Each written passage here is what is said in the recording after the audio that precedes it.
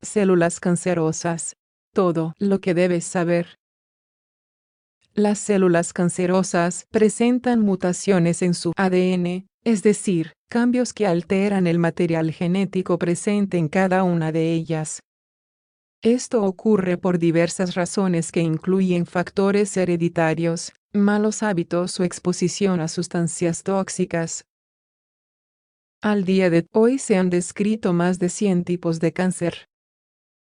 Esta patología afecta a todos los mamíferos, con excepción de un roedor llamado ratopino rata topo desnuda. La detección temprana de la enfermedad mejora de forma significativa el pronóstico y es por ello que los esfuerzos se centran en las campañas de rastreo y cribado para sus formas más frecuentes según la edad. ¿Qué es el cáncer? El cáncer, un proceso por el cual las células normales sufren cambios llamados mutaciones. A raíz de ello, comienzan a reproducirse de manera incontrolada.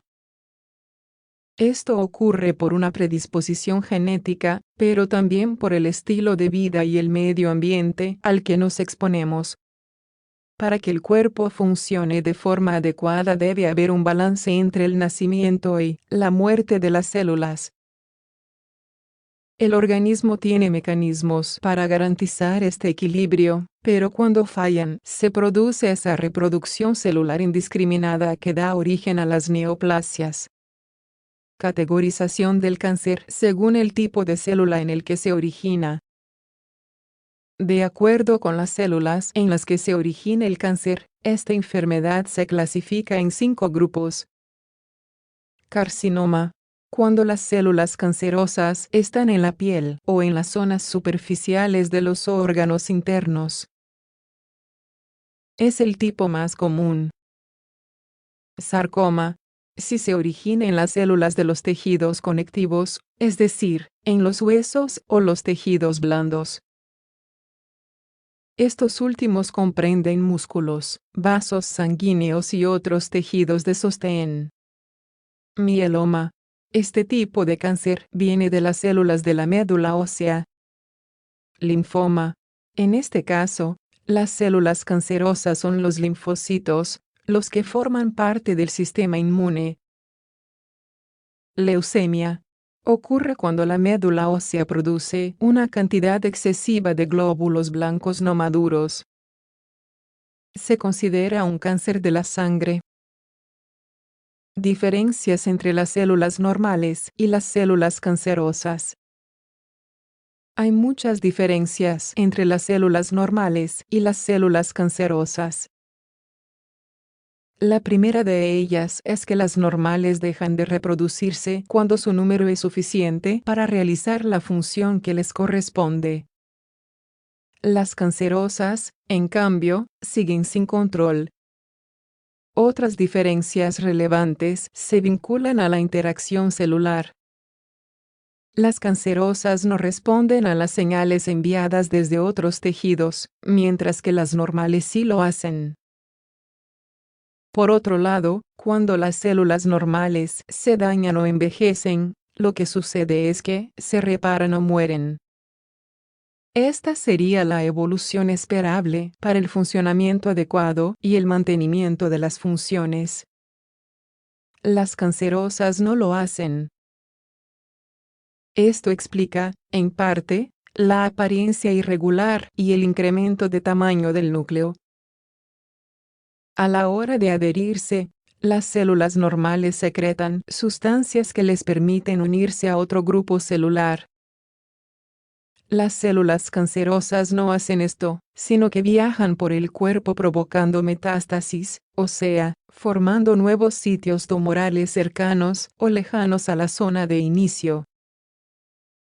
¿Qué son, entonces, los tumores? Los tumores son, por lo tanto, masas que se forman por la multiplicación descontrolada de un grupo de células de cualquier tejido del cuerpo. El hecho de ser tumor no significa de inmediato que haya un cáncer. Aquí debemos hacer las diferencias. Un tumor es benigno cuando su crecimiento no es desproporcionado ni agresivo.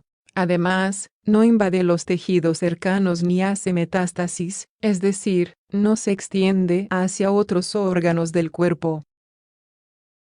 Por otro lado, un tumor es maligno cuando la masa está formada por células cancerosas y, por lo tanto, puede invadir los tejidos cercanos e incluso alcanzar otras regiones. ¿Cuáles son las etapas del cáncer? El proceso de la enfermedad oncológica va desde que se forman las células cancerosas hasta que el cáncer llega a su etapa terminal.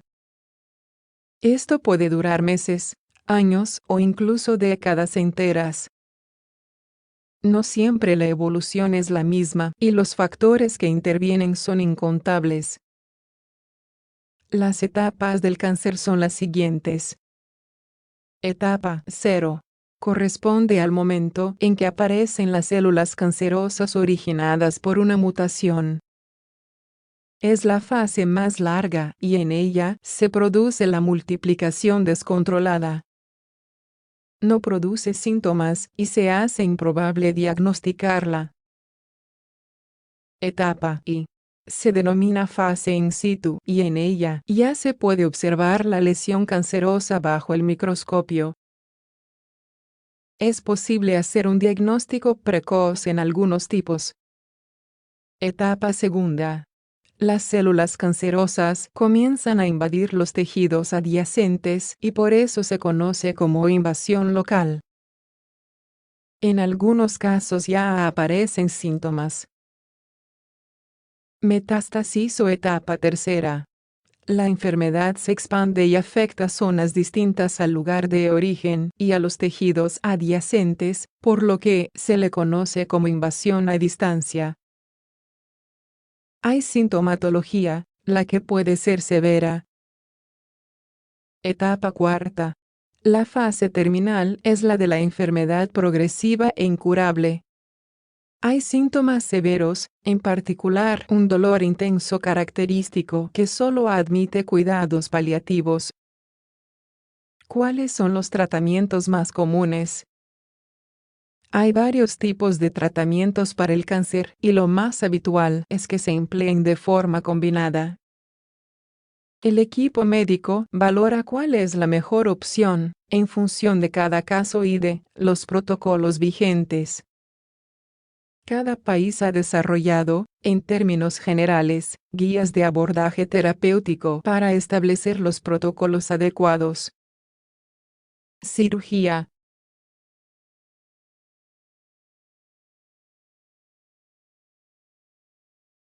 Lo habitual es que sea insuficiente para remover las lesiones microscópicas que puedan estar alrededor de la lesión primaria.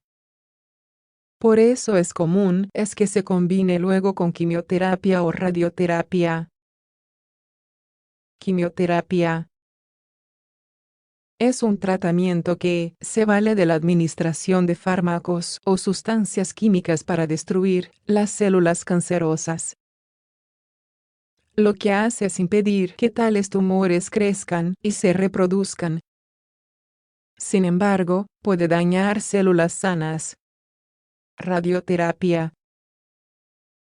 La radioterapia es un procedimiento en el que se emplean rayos X o de otro tipo de partículas para destruir las células cancerosas. También se utiliza para reducir el volumen de los tumores. Otras opciones. Otros tratamientos para el cáncer son la inmunoterapia, la terapia dirigida, la hormonal y los trasplantes de células madre.